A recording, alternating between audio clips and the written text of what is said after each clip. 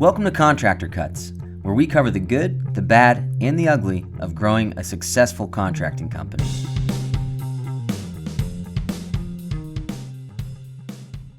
Welcome to Contractor Cuts. My name is Clark Turner. And I'm James McConnell. Thanks for joining us again this week. So this week we are throwing James a bone and talking about his favorite topic. Oh boy. Maslow's hierarchy. So we're actually talking about burnout in construction today. And when James and I started talking about this topic and the subject and what should we talk about, it kept coming back to Maslow's and how that affects us as humans and how it affects us as general contractors or whatever you're doing in your job. This is really good for any person working, owning their own company, running a business. So today we're going to talk about burnout and how it affects us and kind of below the surface where burnout comes from and what we can be doing today to start moving away from burnout, because I think we've both experienced it and we've both been in that spot and scratched our heads and we're like, man, I don't, this isn't fun anymore. This isn't fun waking up. Right? It isn't fun going to work. It isn't fun in life. And so how do we move beyond that? And what are the steps we can take? When you're in it, it's hard to see the way out. And so hopefully this is a podcast that if you are feeling that or headed that way or in the smack dab middle of it, this is something that we hope can help kind of show a little bit of light at the end of the tunnel. So why don't we start by you explaining to us what the heck Maslow's hierarchy is and why it pertains to what we're talking about today. So Maslow's hierarchy is a soft science. It's not like if you look up Maslow's hierarchy, you'll see it everywhere. But it is one of those soft sciences where it's not like no one's going to be able to prove this. Yeah. But you'll intuitively know that it's accurate. Yeah. So it's a triangle, and for those that are able to see it, it looks like this. Mm-hmm. The bottom of the triangle is physiological needs. So this is food, water, shelter, the basics that you need to survive. To not die, yes. To not die, of which if you live in the United States, you're covered. Yeah. Your physiological needs are covered. Yeah. The next one is safety and security. And this changes because you're really this focuses on like just the human element, not where we are in society, as people. So safety and security looks different now than it did, 500 years ago, however long ago you want to go back. Now it's like, what does your 401k look like? Do you have a retirement plan? Is your incoming money more than your outgoing money? Yeah. Do you know when your next job is coming in? Yeah. All that type of stuff. Well, it's the basic needs beyond staying alive, right? Staying alive. Can I put my kids in braces, right? Yeah. Stuff where it's like the basic needs. Can we send the kids to the doctor because I don't have any extra money right now? Like, are you sure they're that sick? Honestly, the way you're talking about it now is kind of a light bulb for me. Like safety and security is kind of like the new baseline for everybody. Yeah, no, for sure. And so if those things aren't met, and the whole structure of Maslow's hierarchy is you won't move to the next phase until you are sufficient in the lower phase. Yes. So you're not going to start focusing on your safety needs until your physiological needs are met. It's not, I don't need to protect my camp. I need a camp. If I can't buy food, I'm not even thinking about the braces that my kids need. Right. They don't need good teeth. They need to eat. Yes. The next level, so you've got physiological, safety. And both those are the basic needs. Those are basic. Grouped together. Yep. The next one is belongingness and love. So relationships, friendships, romantic relationships, community in general. Yeah. So you see this, I think, and again, I'm just armchairing here. I'm not a scientist or even a soft scientist. I think you're pretty soft, man. Appreciate it, bro. Yeah. I think.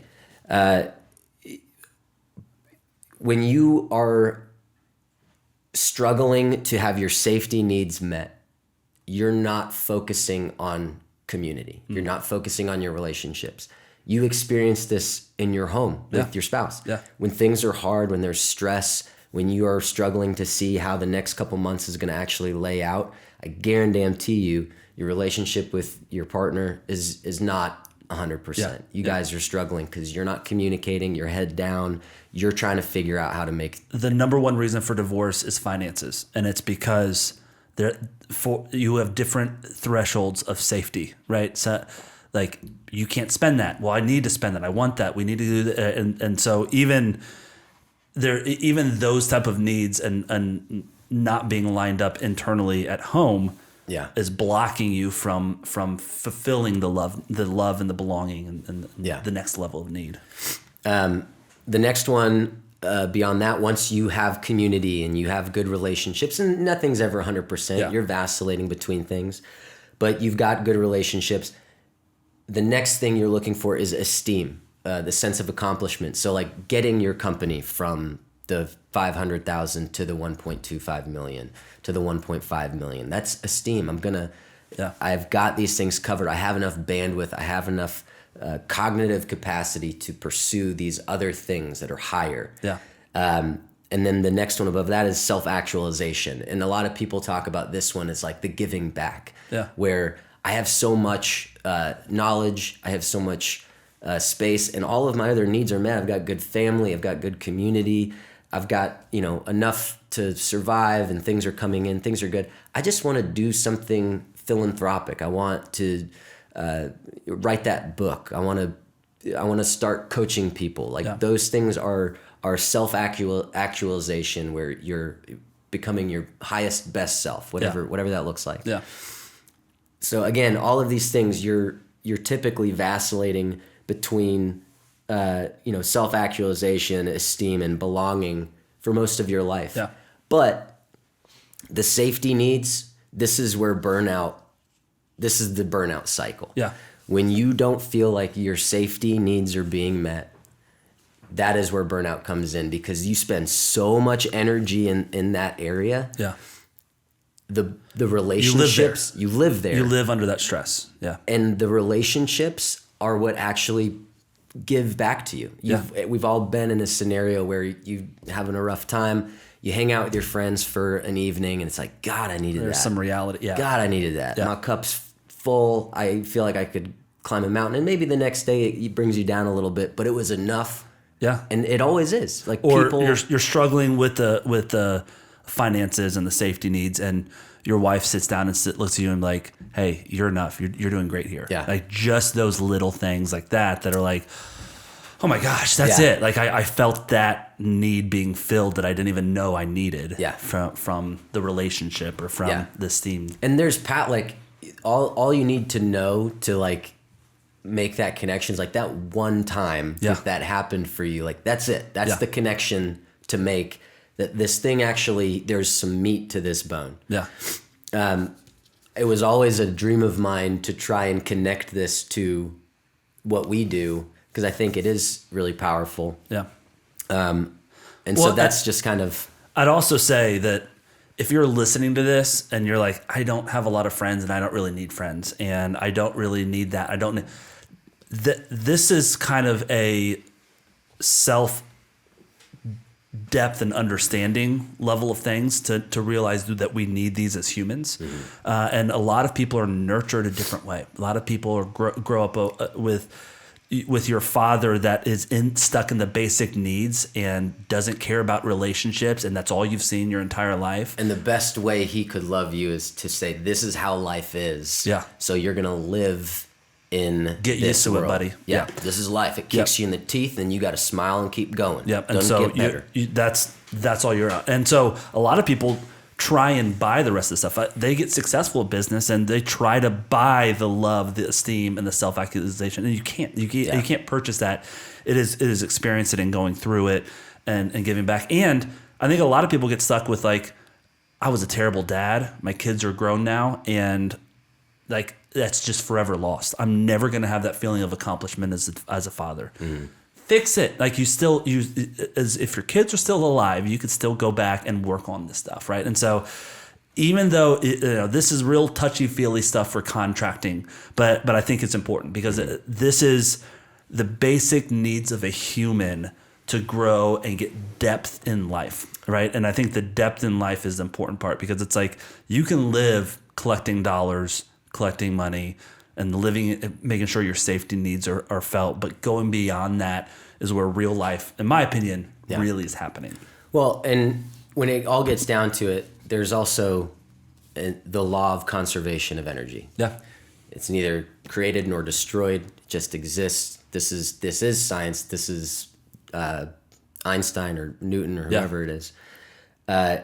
We have energy stores. And if you wake up in safety needs, which when you're in burnout, that's all you're doing. Yep. You wake up and it's like, okay, time to go get that fish.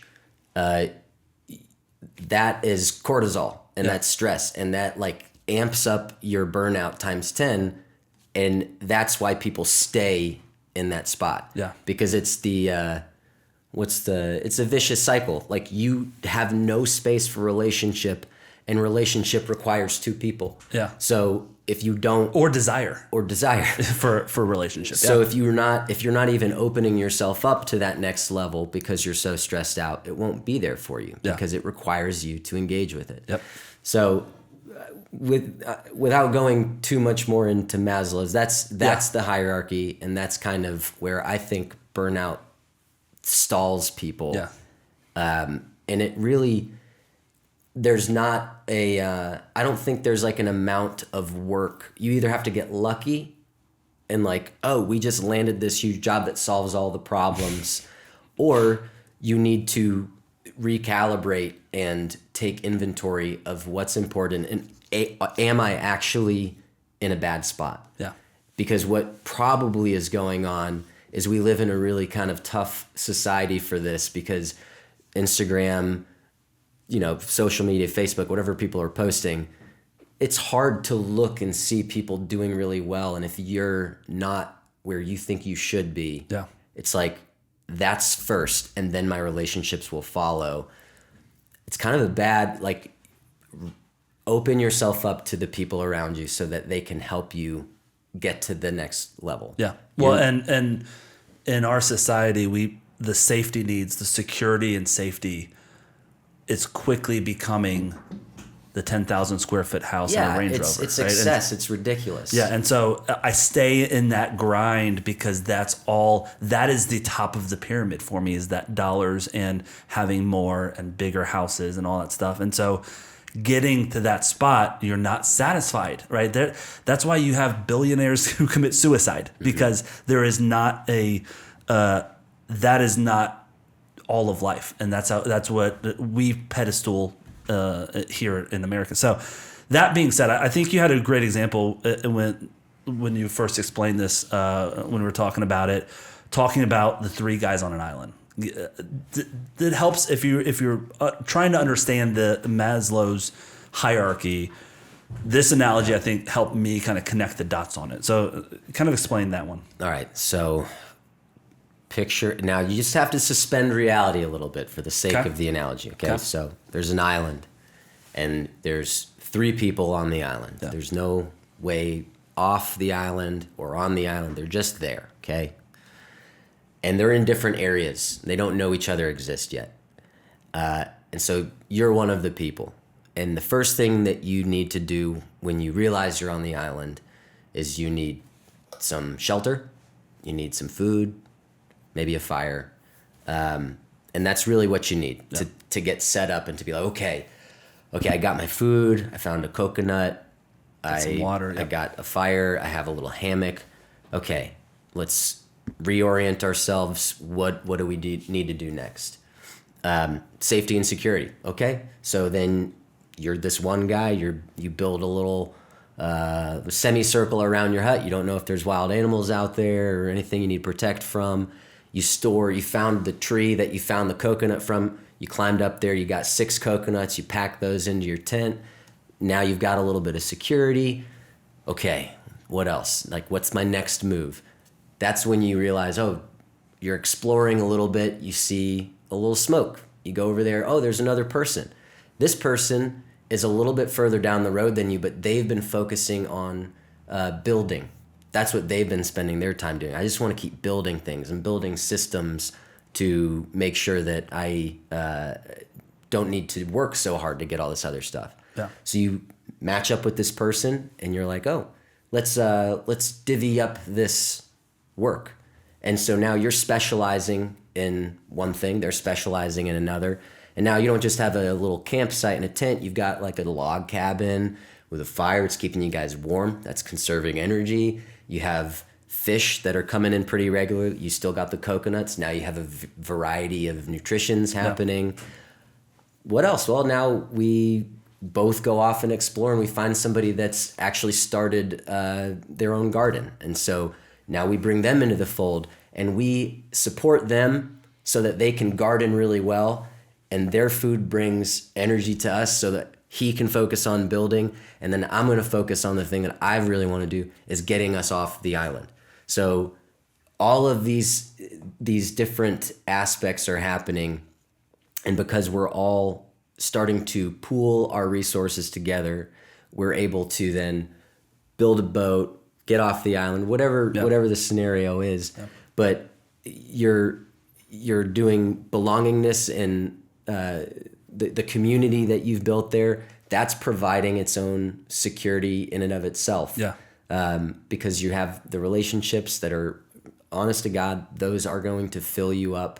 Whereas the safety and the physiological needs, they don't fill your cup. Yeah. Well, and I think the connection to burnout for me when in this story is again, going back to the pro-struct and coaching side, when guys come in burnt out into the coaching program, it's because they've been fishing and fishing and fishing, and they haven't had time to work on their house. They haven't had time to plant a garden.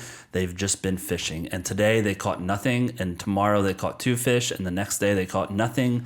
And it's this, but I caught the fish and the fire went out. And it's this constant, I have been freaking fishing for 10 years and I can't do this anymore, right? It's this, I'm at the end. I'd rather just die, right? I'd rather not be, I just got to be done. I don't know, there's no light at the end of this tunnel. There's only one way off this island in that way. Yeah. And I think that's where contractors especially, but really any person gets stuck in the burnout of I've done the same thing over and over and I'm getting almost worse results. And I don't know how to make steps towards progress. Mm-hmm. And I thought I did. And I started building a fire, but then the fish all went away. And then I went fishing and the fire went out. And it's 3 steps forward, 5 steps back. And it feels like I'm constantly doing that. And I can't get out of even doing this basic stuff. We get stuck in it at any level, even if your safety needs are met. But you get stuck in it in terms of, I just can't move up this pyramid. I can't move forward. I can't get any sort of grip in growth or movement in my company or finances or all sorts of things. And that's where we're burning out at work. And so I think one of the biggest things that I love, my self-actualization. Actualization. You mentioned earlier, it's helping others. It is. It's a hard T.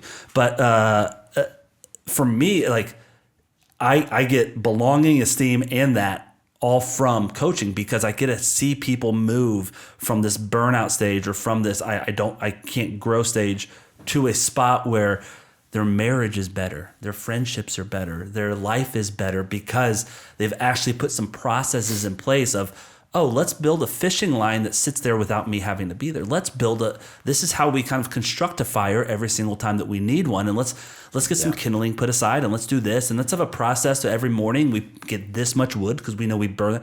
And so and again, I'm not trying to push our processes around this big important emotional thing. Well, right?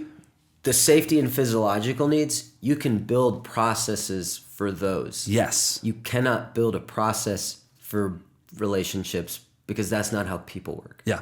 Yeah. And the belongingness, esteem, and self-actualization, those are the ones that ward off burnout. Yeah. It's the opposite of burnout because the effort that you put in, it's given back to you tenfold. Yes. And that's that sounds like woo-woo and that's, how can you even say that? You've experienced it. Yeah. I know every person has experienced this to some level where it's like I have no energy, but then I'm engaging with somebody that's giving back to me, or I'm engaging with something that's giving back to me for some reason. It's like feeling really good. Like that's it. Yeah. Like that's what you're looking for. My daughter asked me once, Prove it. I'll call her. She asked me and said, she's like, do you like work? Like, do you enjoy work? Like, cause I don't understand why you like, I understand we need money, but do you like it? And I said to her, I was like, everybody, no matter who you are, doesn't like a portion of their work. And a lot of people don't like 100% of what they do. And they just show up and do it because they need the money, because they got to make the money. And they find enjoyment elsewhere outside of work. I was like, for me, I hate about 70% of what I got to do. I was like, I hate 70%. I don't like getting in QuickBooks. I don't like being organized. I don't like meetings where I'm sitting there having to, do whatever. Most of the stuff I don't like, but the 30% of my job and I kind of went into like the coaching side and like how I help people and, that part that I feel like I've got creativity in it and I can actually go out and like grow something and help and do that. I was like, that's fun. I was like, and that's what you got to look for in work. How much fun you can have versus how much money you need, and how do we find that balance of both to where I'm making enough money to hit our safety needs, but then after I've got that, can I enjoy my work also? And so I do enjoy work. Like I enjoy 30% of what I do. And that for me is an accomplishment, because I used to enjoy 0% of what I do. That's why I'm not a general contractor anymore, right? Like I burnt out there, and I've stepped out of that company and went into this company, and still am participating in those because I enjoy the participation and the growth and that stuff. But been able to try and move into something that is more fulfilling in terms of the coaching side and the software and the development. Like I love that stuff, and it's kind of a creative outlet. But I think the part of where am I going to get enjoyment in life from is how we move up this. Even if you're enjoying your job, or if you don't and you enjoy your family or you enjoy your hobbies. I love playing pickleball. I love doing whatever it is. Great. Let's lean into that and not get stuck on these basic needs, not get stuck down on security. And the problem is, that's great, Clark. That's great. I love that. But at the end of the day, no one's sending me a check. Like I gotta make the money. And I think that's where the burnout happens of no matter what level you're at, whether you're trying to make rent or trying to make a mortgage on that 10,000 square foot house, where is your happiness coming from, and what are real basic needs for you, and what can be cut out? And if I am hitting those basic needs, and me and my wife are on the same page as to what basic needs are, beyond that, everything else is for fun, right? Everything else is for enjoyment and pleasure. If you're a Christian, it's for serving God, and if you're, there's other things outside of hitting these basic needs in terms of food, water, safety, that sort of thing. But how do we get beyond that, and how do we grow? And it all starts, if you're running your own company, it all starts with building processes around these basic needs within a company to where you can duplicate yourself and grow to where this is working for you and you're not working for it. To where we're building something that even if today you're still having to fish every single day, how do we get your fishing more efficient? How do we get your fire building more efficient to where you're not doing the same stupid thing every single day the same stupid way? Yeah, easy. Gill net, trot line. I mean, there's plenty of ways to build a system for fish. Exactly. I mean, legit, like that's the truth. And so people say, hey, I'm going to work on my company, not in my company. But they don't. They answer emails more. They write more estimates. And that's not how you do it in construction. They skim through Facebook groups like, ooh, that's a job I could bid on. Hey, let me do that. Yes. That's fishing. You're fishing. There's 100 other people dropping comments and DMs, and they're going to get the cheapest possible price. Yep. You're not getting it. Yeah, and when you come into the coaching side, I've mentioned this last podcast, I mentioned it all the time, is you're going to be working 2 jobs. I need you to fish because you got to pay your bills. But then on the side, how much of your time this week can we set aside to building the fishing system, building the fire system, writing out processes of how we collect wood every morning, or how we do, like, I want you to work 2 jobs, and I want you to give 40 hours to fishing because that's barely making the dollars that you need. And I need you to find 5 to 10 hours a week to work on the company and setting up these. And the more we do that, the less we have to spend time fishing. And so I get you got to fish. I get it. Keep fishing. You got to. We all have to. We all have to pay those bills. But how do we set aside that and then start working on the processes to build the company to where the fishing becomes 40 hours goes to 30 hours and I'm still catching as many fish. 30 hours goes to 20 hours and I'm still catching more fish than I was. And how do we start doing that and managing that side? And that's how we grow and build a company, right? That's how why coaching is so important, because you can probably figure out how to build these processes over the next 8 to 10 years on your own in the company. We've built the processes. We've done it. Let us help you do it. Like, let us implement those with you and help guide you to it, to where you're expediting your time and for success from 8 years down to 18 months, right? How do we expedite that? Don't learn the hard way. We've learned the hard way. We've made all of the bad decisions. Let us help you with that, right? That's where the coaching side is fun and enjoyable, because it's like, hey, listen, let me show you how this fish trap works. Let me show you how this works. Let me show you why we got to build this before we build that. Let's start eating the elephant one bite at a time, right? Let's walk through the growth path checklist and say, listen, I don't need you to be working on how you're going to hire because you don't have any work to hire someone for. So let's start with that, right? And so let's build out the processes of what you need today, and then start working on tomorrow's processes, and then start working on next year's processes. And let's start building something to where in 5 years from now, you're done fishing. You got 3 people out fishing for you, and all you're doing is managing the company, enjoying what you're doing, and growing those processes even bigger to where you're building your boat to get off the island. Yeah. Right. And so I think that's kind of the picture when we started talking about this that I kept thinking about, of like, this is where we help. This is what we do, but also like, visualize yourself if you're burning out, if you're tired of doing the same thing over and over. How do we move beyond this? How do we lean into the belonging, the love, the esteem, right? Helping others, that sort of thing, and start forcing yourself that direction. Call a buddy to go bowling, right? Mm-hmm. Call someone to go do something. Just fake it till you make it on some of that stuff if you feel that burnout that's happening. Yeah. So I think a couple of notes that we had on this too is a lot of times when I see contractors, they're so angry. They're angry people, right? And they're angry at their customers. I can think of one guy that came into coaching that he couldn't point me to a customer that he liked, right? Mm-hmm. It was just everyone's the enemy. And you said something when we were talking about this that kind of stuck was, when clients are blocking your basic needs, they become the enemy. Mm-hmm. And when we make them the problem that I'm not getting paid, of course you're going to hate them, right? Of course that. So first off, stop blaming others. Stop pointing the fingers. If they're standing in the way, it means you didn't lay out the processes. You didn't lay out how things were going to happen, and you didn't do your job well. And that's why customers are acting that way. Now, there's worse customers and better customers, but even the worst customers we can handle within our processes. We weed them out. We walk them through it. We make agreements. We set the client engagement agreement together. And so we turn someone who would have been a terrible client into a manageable client, right? And so there's a lot of this that goes along with it, but I think that was right on in terms of when you're angry at customers, it's because they're blocking your needs, right? And so fix that part of it to where you're not losing on jobs. We're winning on every job. We're not allowing the customer to do certain things.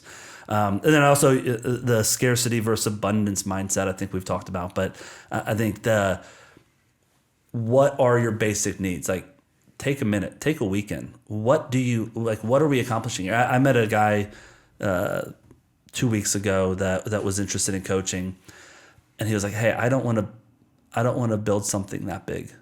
I know that you guys are in multi-state and doing this and that. Like, I don't want that." I'm like, "Great, awesome. I don't want that for you. That's great. Like, what do you want?" He was like, "I want to make about $80,000 a year, and I just want to be able to go on vacation, have family." And that's amazing. Let's set that up as to how we're going to get there, because there's still processes in place to get you to that spot. And you don't need to be catching 1,000 fish in a day. You want to catch 10 fish a day so you can feed your family and have a little left over to trade, right? So let's build processes around that. So it's not you got to be greedy and go after everything, or it's not you're going to be small and nothing else. What size company and operation do you want? What's fun? What's manageable? What do you want? And how do we grow in it? And let's build you in that direction, right? And let's be real on what we actually want. I think both of us in the past 2, 3, 4 years have changed our mentality on that. I think in terms of what we want. I think families change that. I think having kids change that for both of us. But I think having those realistic conversations with your spouse, with yourself, of what do I want out of the next, right? Maybe that's what they call a midlife crisis. But yeah, buddy. But I think that's so important in doing this, as to understanding. I mean, on our retreat, the first thing we said is, where do you want to be in 5 years? That's our North Star. Where are you going to go? Whether it's, I want to be retired, I want to sell the company, I want to have commercial and residential, and we're doing new construction and renovations. Great. Let's set those goals and let's start building towards those. I think at the end of the day, it's like, you might ask yourself these questions and get down to the base of it, and it's like, I don't want to do this thing anymore. Yeah. And maybe that time is up for you now. Like, this experiment is over and you're going to move on to the next thing. Yeah.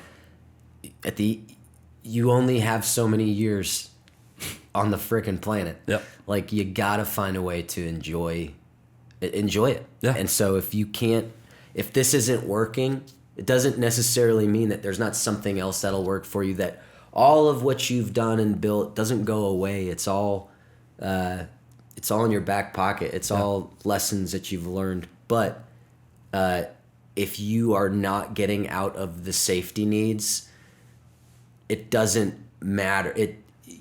It's so easy to stay there, especially just in the culture that we live in, because you're not hungry. Yeah. You're not actually hungry. You're not starving. You're not going to die from it. You're going to kill yourself from stress. Yeah.